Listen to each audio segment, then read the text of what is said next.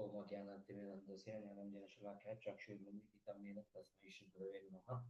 श्री चैतन्य मनोविष्टं स्थापितं येन भूतले स्वयं रूपं कदा मह्यं ददाति स्वपदान्तं वन्देऽहं गुरो श्रीयुक्तकमलं श्रीगुरुन् वैष्णवांश श्रीरूपं साग्रजातं सहगणा रघुनाथं नितं तं सजीवं साद्वैतं साधूतं परिजनसहितं कृष्णचैतन्यदेवं श्रीराधा कृष्णपादा सहगणा ललितां श्रीविशाखावितं श्री कृष्ण करुणा सिन्धु दीनबन्धो जगत्पते गोपेश गोपिका कांता राधा कांता नमस्ते तप्त कांचन गौरांगी राधे वृंदावनेश्वरी वृषभानुसुते देवी प्रणमामि हरिप्रिये चाकल्पतरुभ्यश्च कृपा सिन्धुभ्यः च पत्तानां पावनेभ्यो वैष्णवेभ्यो जय श्री कृष्ण चैतन्य परमानंद श्री अद्वैत शिवादि गौरवृंदा हरे Krishna Krishna Krishna Hare Hare Hare Ram Ram Ram Hare Hare Hare Krishna welcome to this discussion on Bhagavad Gita as it is. We are in chapter 5. And in our previous discussion, we completed the section which is covering shloka number 25. So now we will be taking the shloka number 26, and shloka number 26 is further drilling down onto the point by fixing mind on Paramatma, Karma Yogi attains liberation. So, how he attains liberation, that is something that we were looking at today. So, sense enjoyment is distressful. That is something which he understands, and then he focuses on tolerating the agitation of mind, and then he attains Brahmabhuta stage. That is what we discussed in Shloka number 25. Now, let us go to Shloka number 26. कामक्रोध विमुक्तानां यतीनां यतचेतसाम् अविहितो ब्रह्म निर्वाणं वर्तते विदितात्मनाम्. So what we are looking at is free from anger and material desires. Those who are free from anger and material desires, who are self-realized, self-disciplined, and constantly endeavoring for perfection, are assured of liberation in the Supreme in the very near future. So, what is Rishaya Shina Kalmasha? What is the result of Rishaya Shina Kalmasha? If we take a look at Rishaya Shina Kalmasha that we saw in our 5.25, what is the result of that? This is explained in Shloka number 5.26. And what is the Kama Krodha Vimuktana? One is freed from Kama and Krodha. Kama is defined as free from desires, Krodha, and anger. So Vimuktanam is liberated. So when you are cleared of all the sinful reaction, you become free from desire and anger. Mukta means liberated. Vimukta means thoroughly liberated. So Kama and Krodha are the inner enemies. It is there within us, and Krishna gives a brief idea about that in shloka number 3.37, and that is Shri Bhagavan Vacha Kamesha Krodesha Rajo Guna Samadbhava Mahashana Mahapapma Vidiyena Iha Vairina. The Supreme Personality of Godhead. So it is lust only, which is all very sinful enemy of this world. So there is one more shloka which further reinforces 3.36. Atakena prayukto ya papam charati purusha anichena pi vashneya balad eva niyojitaha. Arjuna said, O descendant of Rishi, by what is one impelled to do sinful acts, even unwillingly, as if engaged by force? So, what causes our sinful? It is Kama and Krodha. So, for that, direct answer is Kama and Krodha. And in 5.26, Krishna is telling that a person is Rishaya Shina Kalmashaha. Rishaya Shina Kalmashaha. How? By Kama Krodha Vimuktana. So by freeing ourselves from Kama and Krodha, which are the biggest enemies, one can be free from all sinful reactions. So we see that Kama and Krodha are coupled together as biggest enemies. There is one more shloka in Bhagavad Gita ध्यायतो विषयान् पुंसा संगस्तेषु अजायते संगात् संजायते कामः कामात् क्रोध विजायते. So while contemplating the objects of senses, a person develops attachment for them, and from such attachment, lust develops, and from lust, anger arises. So lust is the first enemy, and from that comes the anger. And if you see 2.63, क्रोधा भवति सम्मोह सम्मोहत् स्मृति विभ्रमः स्मृति भ्रमशात् बुद्धिनाशो बुद्धिनाशात् प्रणश्यति. From anger complete delusion arises, and from delusion bewilderment of memory, and when memory is bewildered intelligence is lost, and when intelligence is lost one falls down again into material pool. So in these shlokas we see that the frustrated desire leads to anger. The desire gets stronger to become lust.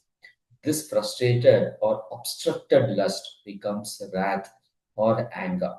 Krishna is referring to these terms again in 5.23. So if I see shloka number 5.23,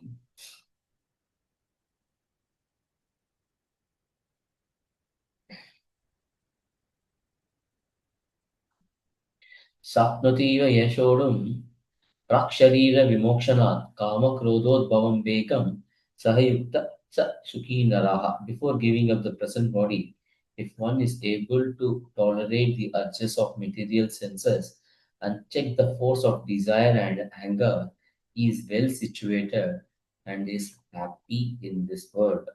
So in Bhagavad Gita 5.22, say if you say this, ये ही संस्पर्श जाभोगा दुःख यौन एवते आदि अंतवंत कौन्तेय न तेषु रमते बुधः. An intelligent person does not take part in the sources of misery. What is source of misery? It is the desire. It is the desire to enjoy, and this desire is because of our lustful tendency, which are due to contact with material senses. O son of Kunti, such pleasures have a beginning and an end, and so a wise man does not delight in them. So, dukkha yonaya. Yona means it is pregnant with miseries. So in 5.22, Krishna is emphasizing the point that material desires are pregnant with miseries. Therefore, Krishna recommends not to engage in material desires. And in 5.23, which is the next shloka, he says, so we need to tolerate the urges. Increase the 5.23, increase the urges us to tolerate the material senses. Fundamentally, we see that these are that there is a direct coupling of karma and krodha, and understanding that karma and krodha are coupled together is important, owing to the reason that though some are successful in giving up sense desire, they are not successful in giving up anger born of this control of sense desire. In Srimad Bhagavatam, there is a mention of that jnanis sometimes they cross over the ocean of lust. However, they fall down into the puddle of krodha. Puddle is so small, but nobody can be drowned in it. The point is that when one controls karma, the sama is not purified. Sama means it is equanimity, but it is just suppressed. So there is a constant tussle of wills going on. Namely, I want to enjoy. I say I want to enjoy, but the mind says no, you cannot. Or mind says I want to enjoy. I say no, I cannot. This tussle creates an inner hardness and harassment in the heart, harshness in the heart. Further, the tussle of I want, no, you should control is self-centered. It is not having Krishna in the center. So devotees, bhaktas, focus on Krishna. They should turn their focus from I, me to Krishna. So I want to serve Krishna. I want to please Krishna. Therefore, I will do what will please Krishna, and hence I will not indulge in sense gratification. Thus, the focus of the devotee is not me and mine and I, but on Krishna. Therefore, this desire to please Krishna crowds out the desire for sense gratification, desire for renunciation. As devotees, if we focus on renouncing rather than serving Krishna, then we will have a sudden eruption of volcano of anger. The reason is that when we deny our own desires, and when I say desire, here it is referring to material desire. We get an impression.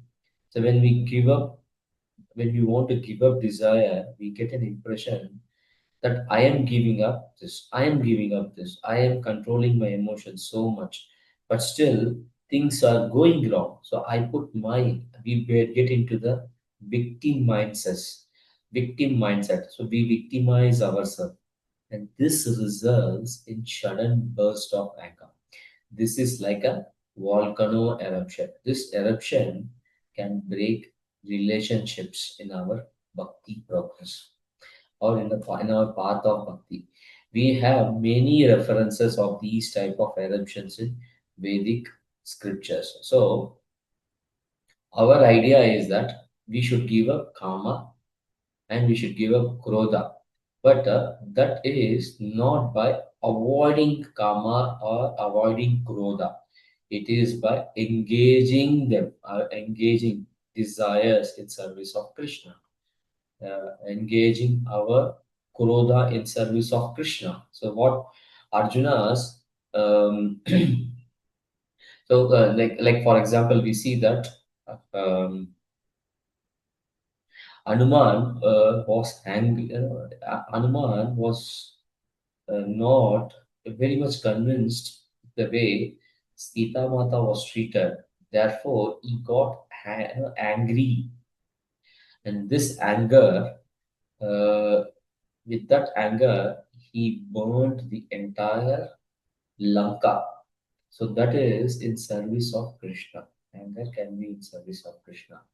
So that progressed, that when you engage anger in service of Krishna, we progress in devotional life. To fight in a war, Kshatriya has to be provoked. Kshatriya's anger has to be provoked.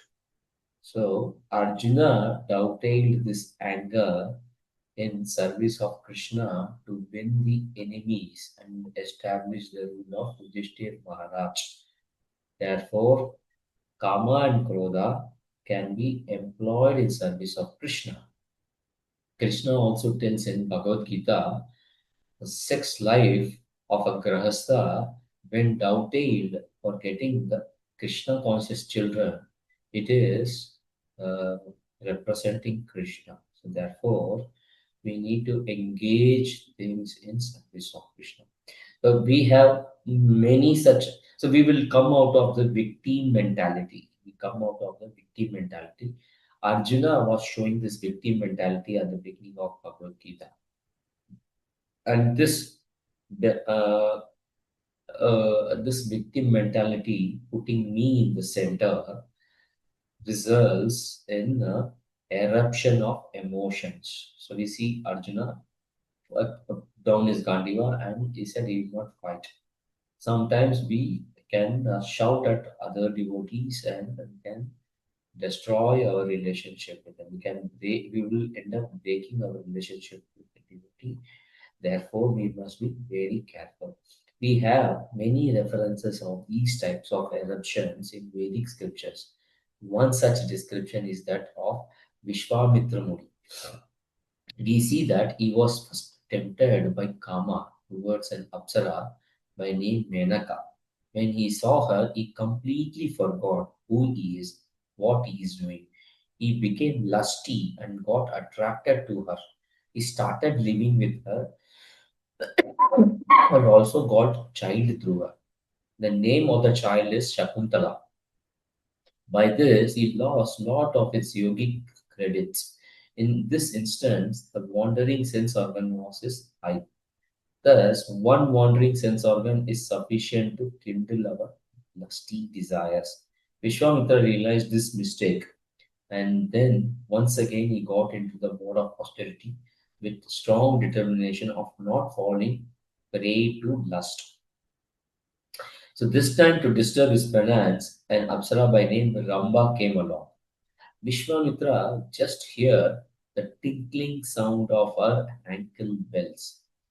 Uh, no, in this time, he understood that there is lady who is sent by Indra and hence plotting to for fall down of Vishwamitra. He understood that. So only one sense organ is sufficient. The previously it was eyes, and now it is here. He heard the tinkling bell of Ramba. So tinkling ankle bell of Ramba. So only one sense organ is sufficient to disturb a yogi. In this case, it was the ear. This tinkling and sound of ankle bell exploded into wrath. Vishwamitra was not able to control his anger. He cursed Ramba immediately. The anger and the subsequent curse resulted in loss of his yogic credits. Thus, Kama and Krodha, lust and anger are bigger enemies. So, even if we have controlled our Kama, if we have not controlled our anger, if we have not doubted our desires for Krishna, anger may erupt any time. So this Kama and Krodha diverts our attention from our spiritual goals. They take us away from Krishna. Thus, they are biggest obstacles. Krodha, anger has one more name called as Kamanuja. He is younger brother of Kama. So Lord Lakshmana is called as Ramanuja. He is younger brother of Lord Rama. And in Sri Sampradaya, Ramanujacharya is considered the manifestation of Lord Lakshmana. So same way, Kama Anuja means younger brother of Kama. So anger is younger brother of Kama. When Kama comes, sooner or later, Krodha or Kamanuja also comes. For spiritual advancement, it is very important for us to free ourselves from Kama and Krodha.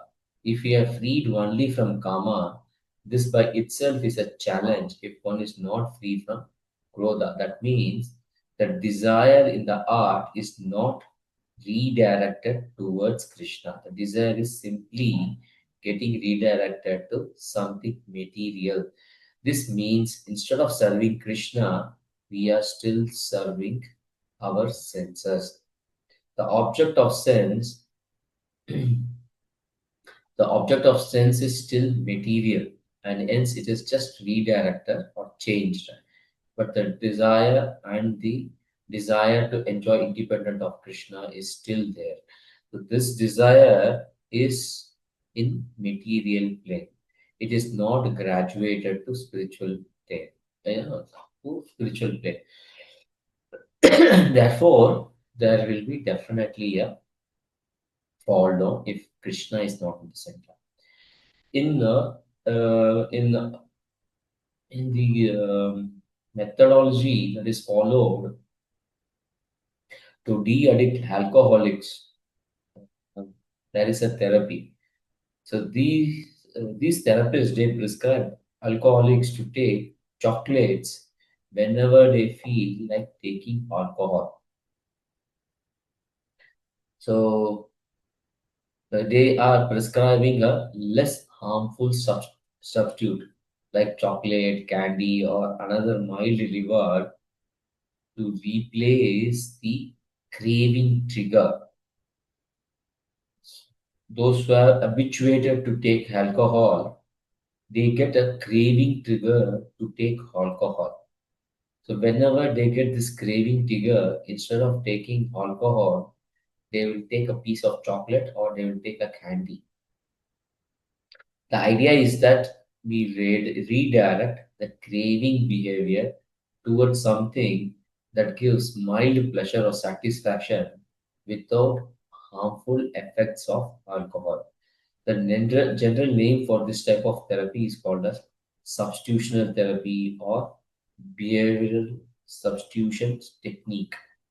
So this is a very good example of shifting our desire from one material or shifting our material urge from one to another material urge. The devotee should not follow this formula at all because our idea is purification. Why we want to give up desires which are not conducive for Krishna consciousness? Because we want to purify. This means replacement of material with spiritual. That is what is prescribed. And this is fundamentally transformation. This is fundamentally reversion. Reversion means we revert back to our original condition at the level of souls. Fundamentally, we are all souls and hence should delight at spiritual level of reality. Thus, bhakti helps us to revert back to spiritual reality by introducing us to the acts of bhakti or devotional service. So we move from activities in material plane to activities at spiritual plane, though these activities are almost similar, but the center why we do is Krishna. Why the all activities related with bhakti, those will be still activities which are similar to material activities, but the we would do these activities to satisfy Krishna. These activities form what is part of sadhana bhakti or what is called as sadhana bhakti. Kama krodha vimuktana. So when how we can overcome kama krodha? We become free from kama and krodha by practice of sadhana bhakti. By practice of so if you see here, shloka number कामक्रोध विमुक्तानां yatinam yatachetasa. So Srila Prabhupada translates yatinam of saintly person yatachetasa who have full control over mind. Chetasa can also mean consciousness. Krishna here is telling that to control kama and krodha, which fundamentally are internal things. They are not tangible. And this control that he is talking about is not external control. This control is internal. So yatina yata chetasa. We have to take a resolution that we will not engage in lust and control our anger. Kama krodha vimuktana yatina yata chetasa. Full control over mind. We have to do this control internally. This is good to have it at physical level. It is good, but internal level is at a next level. As a devotee, we have to go one level deeper, and this needs to be removed from our mind and consciousness. This lust, desire, and anger, independent of Krishna, um, uh, is with that one we need to remove from our mind and consciousness. So kama and krodha are two things which do not carry any meaning in our life. These are anarthas, they are not meaningful things.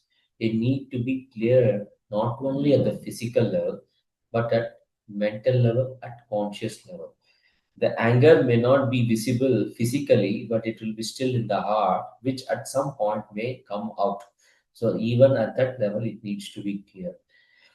We may not engage in fulfilling our bodily desires um, by physically controlling them, but it is important that we remove these desires to enjoy our body even at the mental level. These anarthas at mental level will be prodding us, pushing us, goading us, punching us, pinching us, and tormenting us to act at a physical level also. So, yatinam yatachetasam is very important. This makes remembrance of Krishna very important for us to clear at conscious level. At mental level, all these anarthas have to be removed. This remembrance helps us to redirect our heart's desire from material to spiritual plane. That is why chanting 16 rounds is very important because we need to remember Krishna for significant amount of time. Even our mind will be moving in different direction. We will not be mindful about our chanting. We will be just counting the beats. We will not even count the arena. We will be just moving the beats over our fingers. But that discipline of taking the bead and dedicating time for Krishna, that is very important.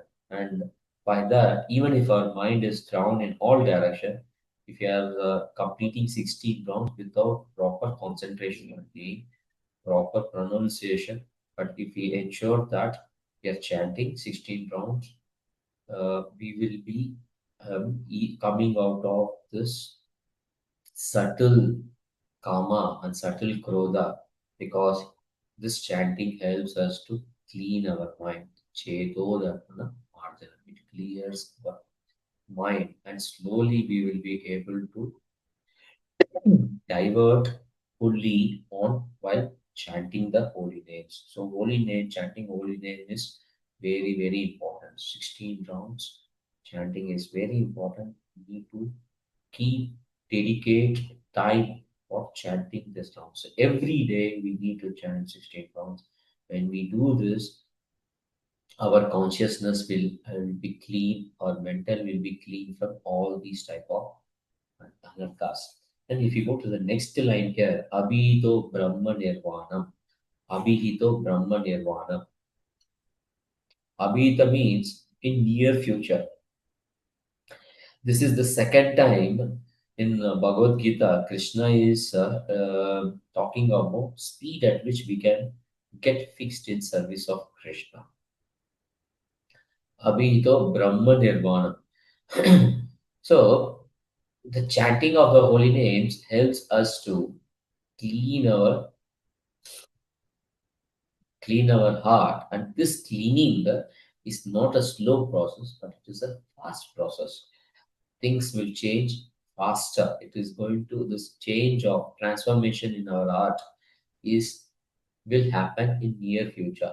So similar term is used here. Shraddhava labate jnanam tat para samay Itendriya Jnanam Param Shantim Achirenadi Gachati. Achirena means very soon. A faithful man who is dedicated to transcendental knowledge and who subdues his senses is eligible to achieve such knowledge. Having achieved it, he quickly attains the spiritual peace.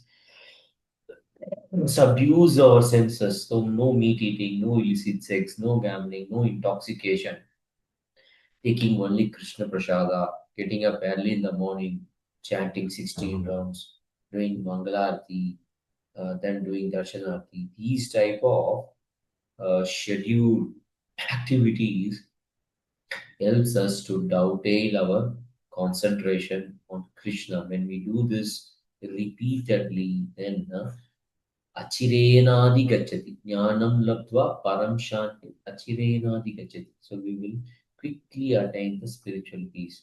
And here Krishna says, Abhito Brahma Nirvana. We will, Abhito means is similar to Achirena.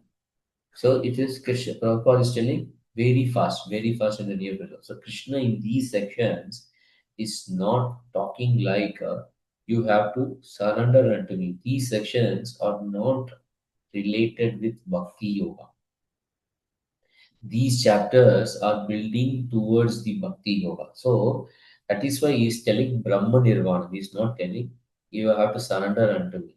Of course, all these verses have principles which can be applied in practice of bhakti yoga or devotional service.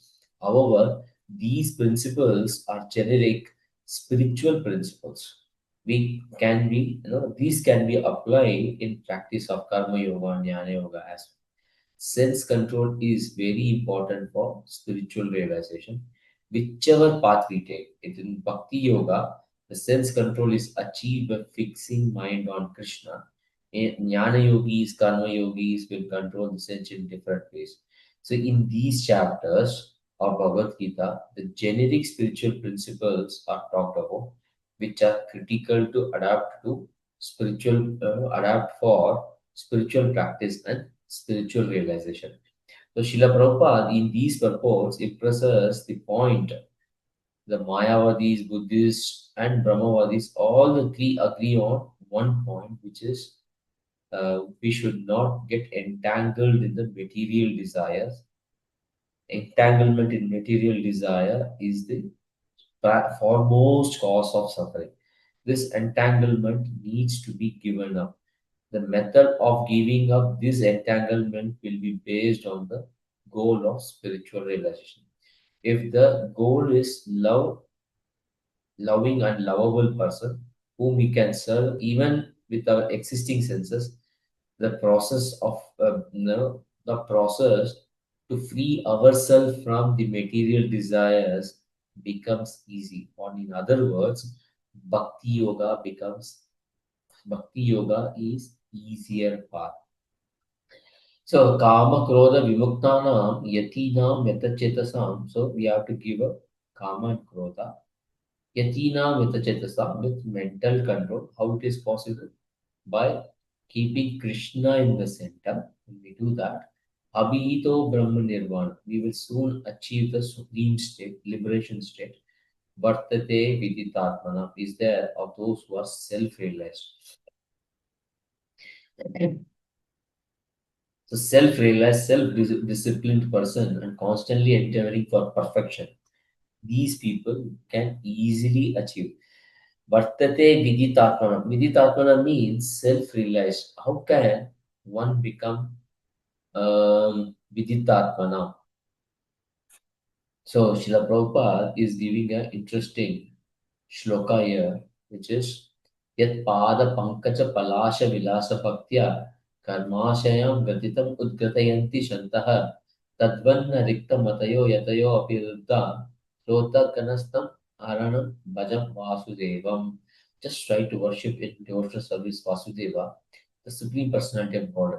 Even great sages are not able to control the forces of senses as effectively as those who are engaged in transcendental bliss by serving the lotus feet of Lord, uprooting the deep drawn desire for fruitive activities.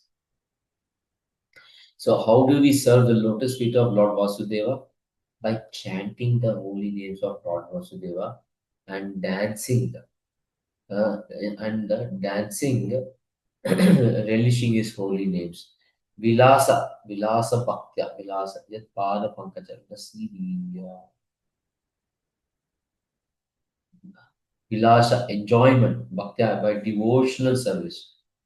Karma, fruitive, Ashayam, design, art noted, Udgrantahi, root out, Shanta, devotee. So, the devotees who are engaged in service or toes of lotus feet of Lord can very easily overcome hard-knotted desires of fruity activities. So we need to engage in service, and that is done with enjoyment. Vilasa, vilasa means delighting enjoyment by chanting the holy names and dancing in tune to it, worshipping the Lord, singing His glories, hearing His pastimes. In this way, devotees delight in serving the lotus feet of Vasudeva. We will stop here. This shloka is we need to understand deeply. That is why the discussions are pretty longer. But this discussion helps us to understand the meaning of Bhagavad Gita deeply and nicely. So stay tuned to this. There are a lot more to come. We have a very Nice shloka 5.29. Bhaktanam yagna tapana. Yeti lokamayasam sasatam sarvabhutanam jnatva maham shanti rajati.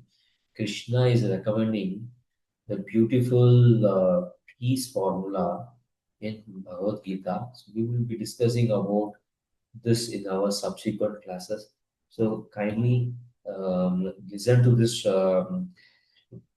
Listen to these discussions. It is really very nice when you are giving these classes on these topics.